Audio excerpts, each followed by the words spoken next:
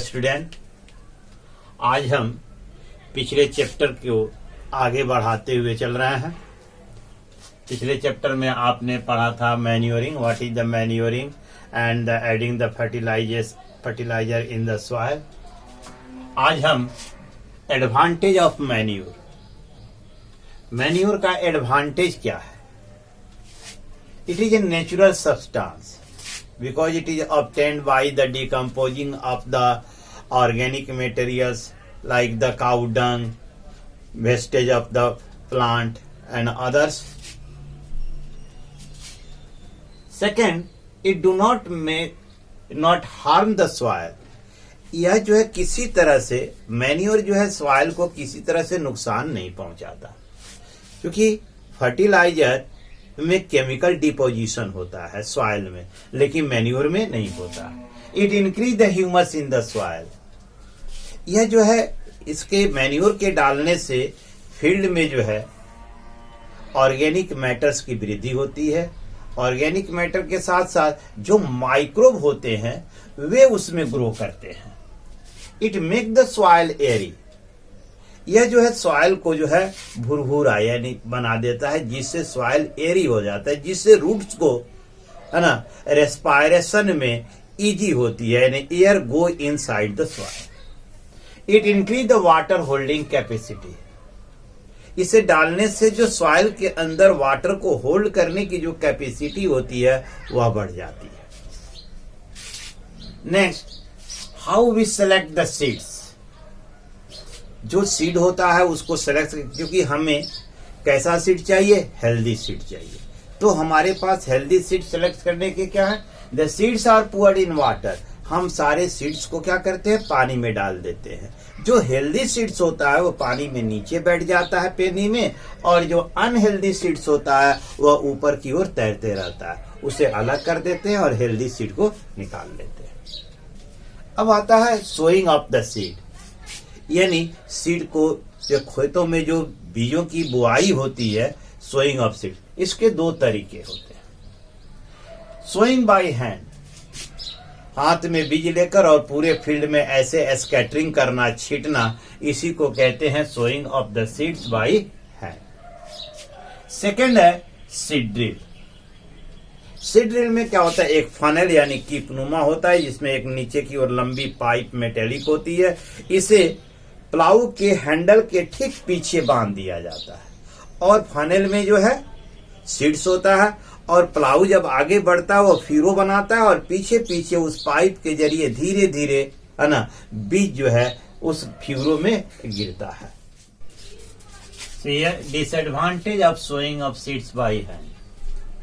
हाथ से जो छींटते हैं खेतों में बीज को, उससे क्या नुकसान है। उससे सबसे पहला नुकसान है कि बीज जो है फ्यूरो में प्रॉपर डेप्थ पर नहीं आता। कुछ बीज सॉइल के ऊपर आ जाते हैं है ना, और जो है प्रॉपर डेप्थ में नहीं आते हैं।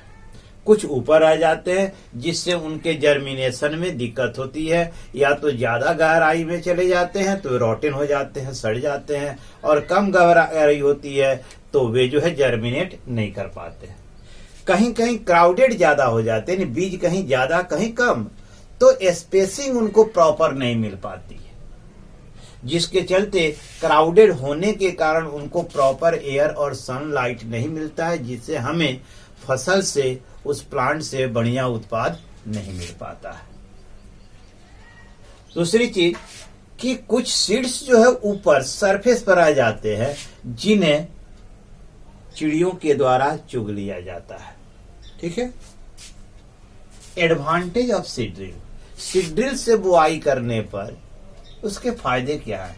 उसका सबसे बड़ा फायदा है कि all seeds are find the proper depth and spacing.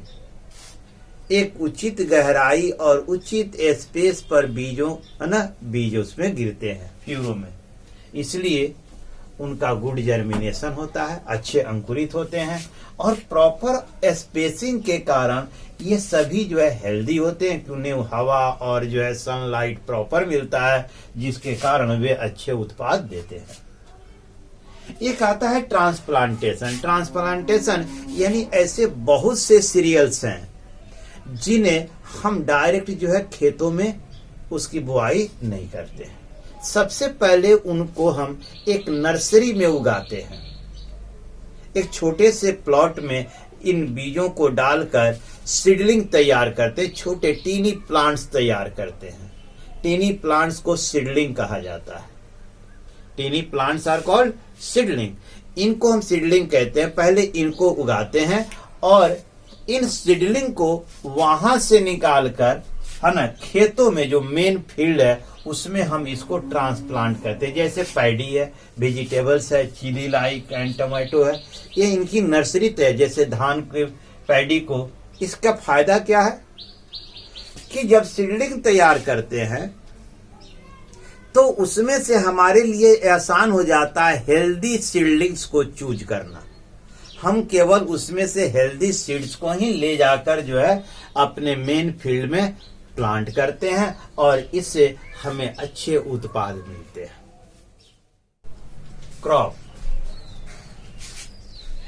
The process of growing up the similar kind of plants in a field at large scale.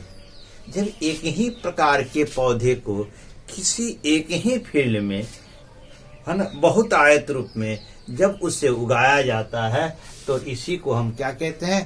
Crop यानी फसल कहते हैं। हमारे यहाँ क्रॉप की दो सीजन होती है। एक को कहते हैं खरीफ क्रॉप, जिसमें प्रायः जैसे पैडी और मैज आते हैं। इनका जो पीरियड होता है मई जून से लेकर सितंबर तक, यानी हार्वेस्टिंग का काम जो है सितंबर तक पूरा हो जाता है। रबी क्रॉप व्हीट, ग्राम, पी और ग्राउंडनट ईटीसी, इनका जो पीरियड होता है अक्टूबर से लेकर मार्च तक होता है, यानी अक्टूबर, नवंबर और इन सम केसेज दिसंबर तक इसकी जो है बुआई होती है और मार्च तक लेटेस्ट इसकी जो हार्वेस्टिंग हो जाती है। एक आता है रोटेशनल क्रॉप, यानी इसको चक्रीय खेती कहते हैं। मतलब एक ही फसल को एक ही फील्ड में बार बार उगाने से उस सॉइल की जो फर्टिलिटी होती है वह कम हो जाती है। उसमें जो न्यूट्रिएंट्स होते हैं वह न्यूट्रिएंट धीरे धीरे खत्म होने लगते हैं। तो उन न्यूट्रिएंट्स की रिप्लेनिश के लिए, यानी जो उसमें न्यूट्रिएंट्स कम हुए हैं उनकी क्षतिपूर्ति के लिए, उस सॉइल की फर्टिलिटी बनी रहे, इसके लिए आवश्यक है कि उसमें चक्रीय खेती यानी रोटेशनल, है ना, क्रॉपिंग की जाए।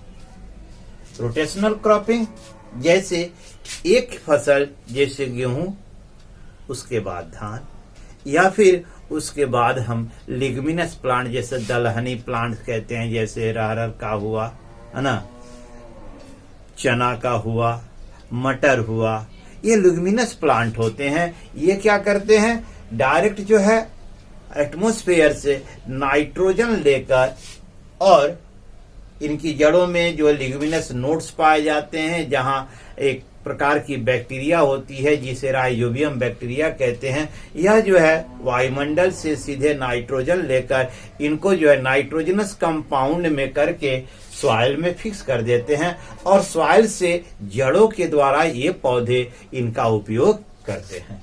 इसलिए rotational crop is very useful. Rotational crop help in the maintaining the nutrients in the soil and also the fertility of the soil। हम आपको जो भी बोर्ड्स पर देते हैं उसे आप वीडियो में बार बार देखिए और अपने फेयर नोटबुक जरूर उसका तैयार कीजिए। और देखने के बाद, वीडियो देखने के बाद चैनल जरूर सब्सक्राइब कीजिए और उसमें एक बेल आइकॉन होगा जिसको ऑन कर दीजिए। जब भी वीडियो हम अपलोड करेंगे तो आपको तुरंत इन्फॉर्मेशन मिल जाएगी। थैंक्स।